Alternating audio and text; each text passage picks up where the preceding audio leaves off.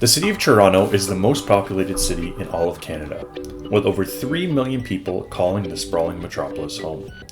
From the concrete jungle of the downtown to the refreshing waters of Lake Ontario, this city has something to offer for everyone. As with many famous things and places, there have been many recreations of the city of Toronto made from various different mediums, ranging in fame and recognition in their own regard. This video is going to be taking a look at one of those recreations and showcasing how it stands up to the real world city. And that recreation is none other than the Minecraft Building Toronto project. Hey everyone, my name is Gamefruitpulp and welcome back to another Minecraft Building Toronto video.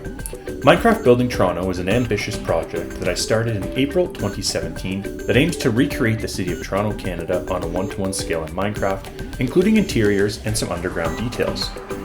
This is going to be a special video because rather than showcasing new progress, we're going to be comparing the real city of Toronto with its Minecraft replica. Toronto and its Minecraft replica each have some unique features that distinguish one from the other than the obvious fact that one is made of Minecraft blocks and the other is a real place. This video is going to look at both Toronto and Minecraft Toronto, their similarities and differences, and finish off by looking beyond the build, taking a deeper look at the planning process for our project. Now sit back, relax, and enjoy. And be sure to hit that like button and subscribe if you haven't already.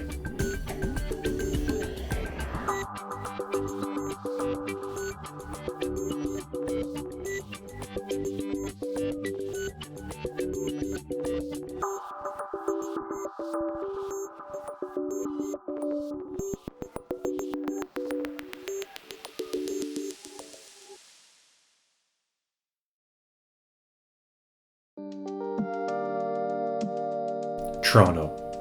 For those of you watching who live here, there isn't much I can say about the city that you don't already know. The bustling streets, the lively communities and markets, the traffic. Toronto has a bit of everything for everyone. While I usually focus on the architecture of the city on my channel, what makes the city so great is so much more than just that. Part of what makes the city of Toronto so appealing is also what many of us complain about, the traffic. Now, I'm not talking about the cars, but the people sitting inside of them.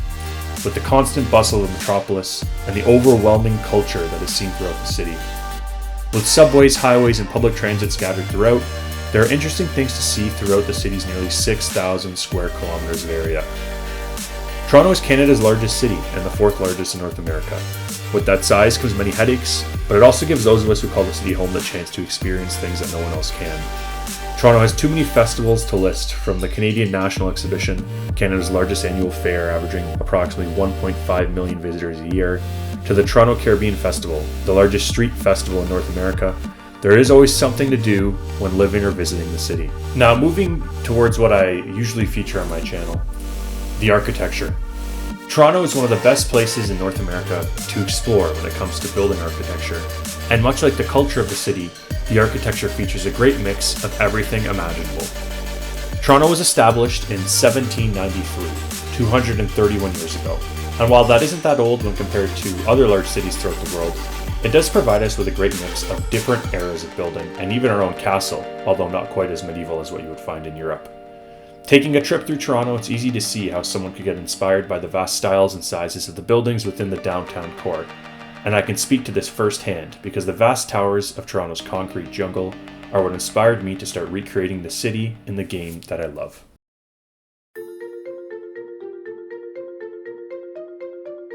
Welcome to the city of Toronto in Minecraft. Now, I know that we have a long way to go before capturing the entire city, and even longer before we bring the city to life the same way that we find it in the real world. But I think that we have made some great progress in at least starting to get to where we want to be. As we fly through our Minecraft replica of Toronto, I hope that the many landmarks of the city stand out to you. But it's not only the landmarks of Toronto that we work to recreate, but also the small details of the city. This nearly 8-year-old project has slower progress than other Minecraft creations because all of the details on our map are meticulously crafted, pun intended, to help bring this city to life as much as possible. And I think that as we progress on our map, we are getting better and better at this. Trying to ensure that our map is as detailed as possible has always been one of the focuses for our team, but in recent months, this has taken on a newfound purpose, and that purpose shines in our newer builds. This incredible detail is evident in landmarks like the CN Tower, where the interior stores and restaurant are also built in painstaking detail, as well as in Union Station, where the stores are staffed with clerks that visitors to our project can interact with and buy items from. But the details of the project also shine through in our park spaces, where we added animals and other details that you would find in the real-world Toronto. We also have some hidden gems on the map, like traffic jams on the lakeshore, and other interactive events that users visiting the project can interact with. Creating a city in Minecraft that is a recreation of an existing place brings with it some unique challenges, so let's see how we did.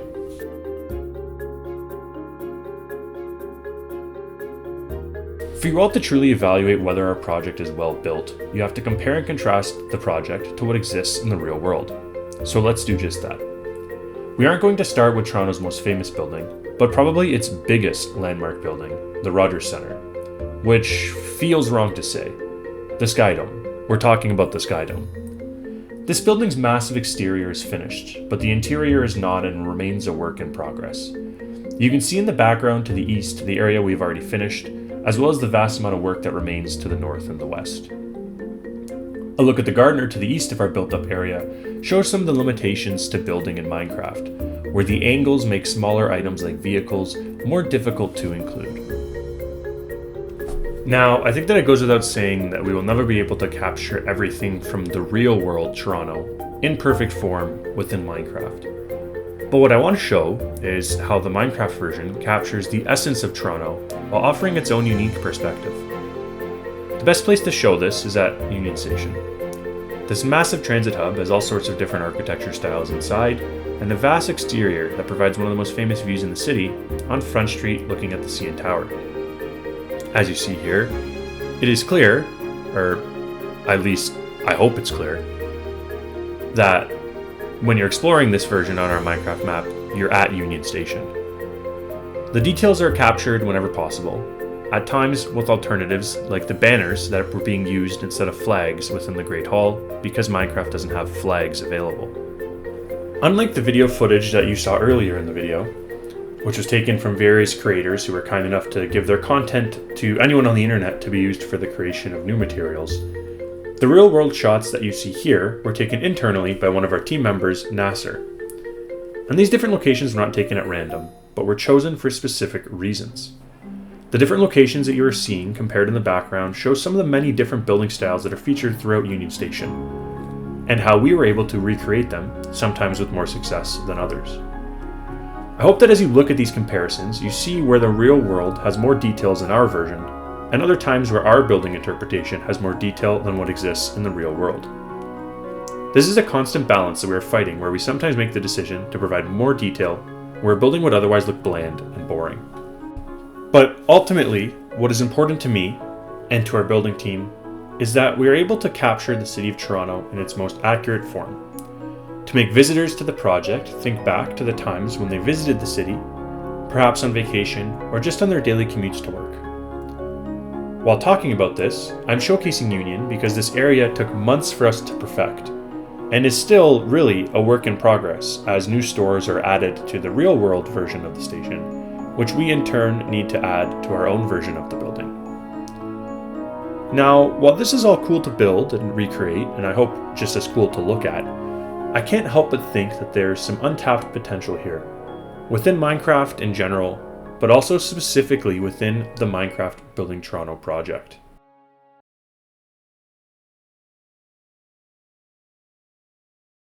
So now is where things are going to get a little bit different than what you are probably used to on my channel, because I'm going to get a bit theoretical and think about how Minecraft could potentially be used in city planning and development. This is something that I've thought about for a few years now with the Toronto project specifically because of how easily things can be edited and changed within Minecraft and how that can be applied to real world and that architecture planning process.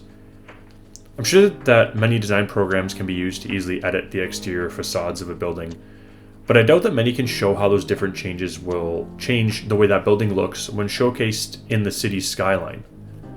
Let's say, for example, that we're the developers for the RBC building located at Bay and Front. This building is of course notable because of its distinct gold and bronze windows. Now, if we think back to when this building was actually being built, pretend it was being built today instead of in the past. and we're in the design process for this building. I think it's important to think about how not only this building would look alone, but also how it would look within the already established skyline of Toronto. The facade of the building can be easily changed on our project, or others like it for different cities, and that theoretical change could be understood. I'm using this building as an example because everyone knows what it is, but if you think about it from a future perspective, new buildings as they're being built can be used in this medium to help better visualize how it will look in the sprawling city skyline rather than in an isolated moment.